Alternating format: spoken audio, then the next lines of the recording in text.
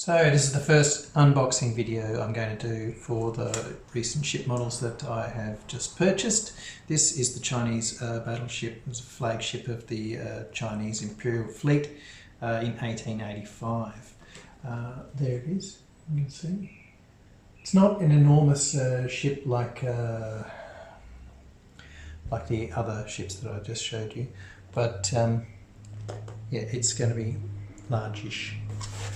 Well, especially if you don't have any space, like I have no space to put anything, but you know, I didn't think about that when I was buying it.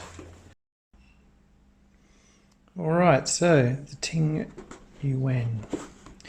Let's open it up and see what we've got in here.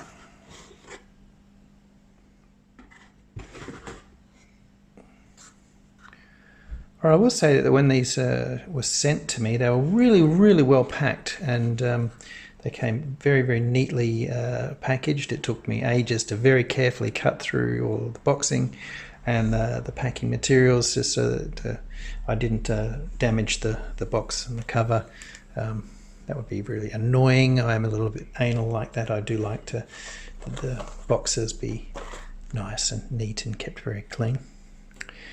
Okay, so we have here a very well presented instruction booklet with a lot of details about the ship.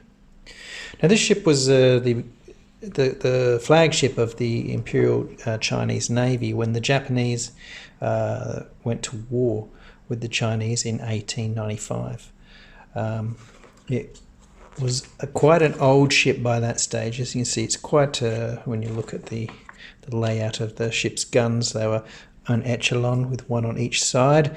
You can have a look at in the picture here. You can see how that lays out.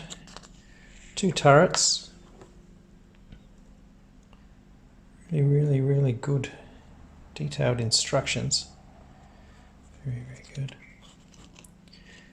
Anyway, Ting Yuen and her sister ship were the biggest and most powerful ships in the Chinese fleet, but they were very poorly manned and very poorly commanded, and they had a whole lot of problems with their armament during the battle, because the Chinese had scrimped a little bit, and half the shells that were being fired were actually duds or filled with sawdust instead of gunpowder. So although they did manage to hit the Japanese ships quite badly in the beginning part of the battle, it didn't really have any effect, and it ended up being that the Chinese fleet was completely savaged. So that's it there. That's the 1885 version with the old-fashioned turrets.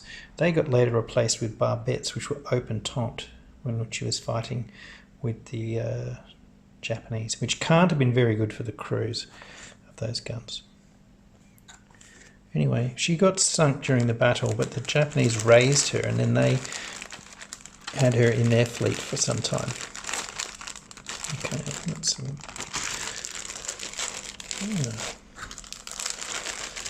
What I see, I haven't opened up anything here at the moment, so I'm not actually inclined to open it just yet either, in case I lose anything. But you can see it's got brass etched parts in there as well. I've never dealt with a model that's had brass etched parts, so I'll have to do a bit of reading up on how to do that, make that work. The ship is, I did say it was big, but actually I'm quite wrong. It's really quite small. That's only a little bit longer than my hand, which is very convenient for me because I don't have very much space available to display it.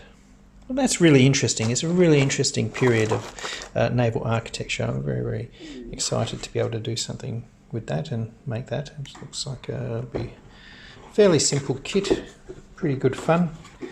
So when I get around to starting that, I'll probably do another video and we'll see how that works out, whether I still have my modelling skills.